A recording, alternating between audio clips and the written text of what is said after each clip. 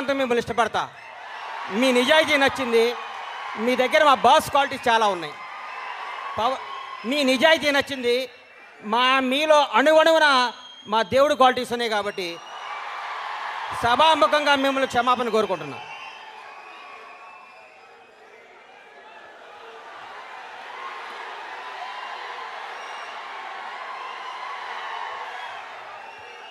ఏం మాట్లాడమంటారు బాస్ గురించి? ఎన్నిసార్లు చెప్పమంటారు?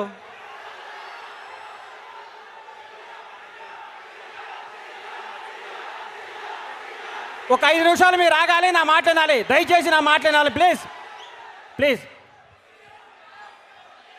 ఆయన ఏమవుతారో మనకి తర్వాత కాలం సమాధానం చెప్తుంది. మనం ఇప్పుడేం మాట్లాడద్దు.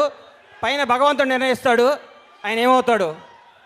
పవన్ కళ్యాణ్ గారు ఎలాంటి వాడు అంటే ఏం చెప్పమంటారు?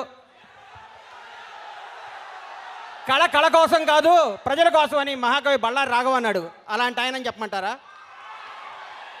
స్వరాజ్యం నా జన్మ హక్కు, దాన్ని సాధించి తీరుతానన్నాడు బాలగంగాధర్ తిలక్. అలాంటి ఆయన చెప్పమంటారా? ఆయన ఏదో అంటున్నారు, కులం యొక్క పునాదులపై ఒక జాతిని కానీ ఒక నీతిని కానీ నిర్మించలేమన్నాడు భారతరత్న అంబేద్కర్. అలాంటి ఆయన చెప్పమంటారా?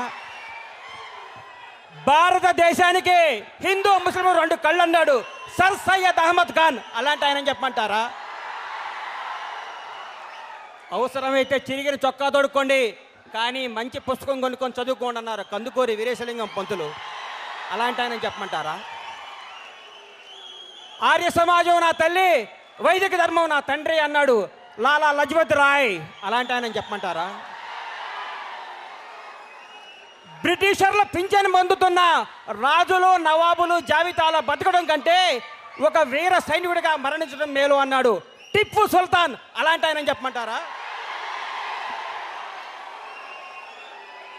బెంగాల్ విభజన దినం బ్రిటిష్ సామ్రాజ్యాన్ని పతన దినం అన్నాడు మహాత్మా గాంధీ. అలాంటి ఆయన చెప్పమంటారా?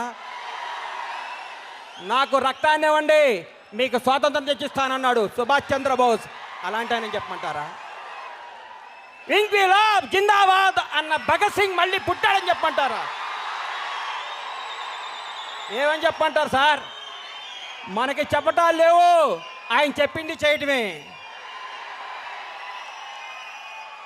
నాకు ఈరోజు ఎంత ఆనందంగా ఉందంటే రవిప్రకాష్ గారు కళ్ళుల్లో కళ్ళు పెట్టి మాట్లాడుతుంటే ఈయనేంట్రా జనాన్ని టార్చర్ పెడతాడు అనుకునేవాడు, ఈయనేంట్రా అనుకునేవాడిని. ఆయన హీరో గారి గురించి మాట్లాడుతుంటే నా బెడ్ బాయిల్ అయిపోయింది,